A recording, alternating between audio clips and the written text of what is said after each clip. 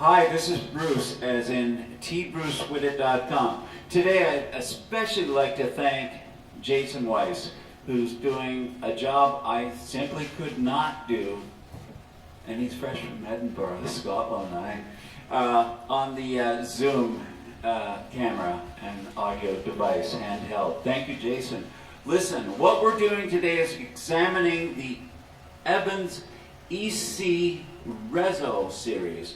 Now, we should qualify that with EC level 360, which means an expanded counter hoop, which means the head, it's not just marketing jargon. This head will fit drums that ordinary heads have trouble fitting.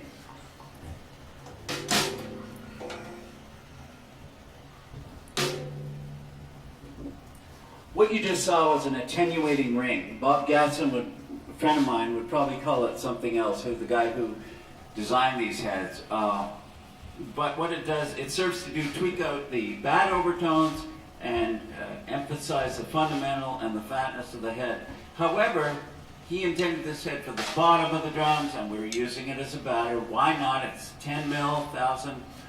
It's the same thickness as the Evans G1 batter head, the Remo for that matter, blaspheming Ambassador, and whatever. Let's try it out to at least a sequence, but before we do that, let's thank Larry Davidson, the extremely capable and honorable head of D'Addario Canada, which includes, of course, Evans drum heads. He knows intimately the line. Thanks to Larry for furnishing us with the EC Reso heads. He sort of was wondering about me using them as batters.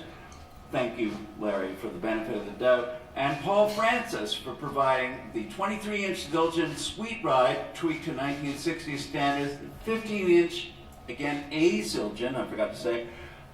This is an amazing set of hi-hats. This thing, these will do everything from Black Hole Sun to, Caravan or something, Gene Krupa or Blakey.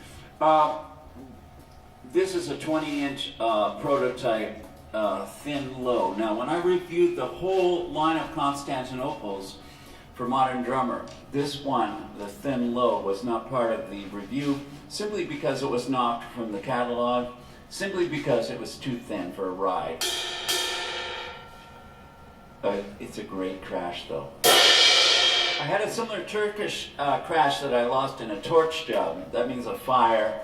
I'm not going to say it's mafia or anything, but it was definitely a torch job. A hotel called the Moulin Rouge. I was playing 2 nights, and at the end of the first night, Friday the 13th, as we recall, 1976, everything was gone. It was just a pit in the ground, the hotel. Settling of scores.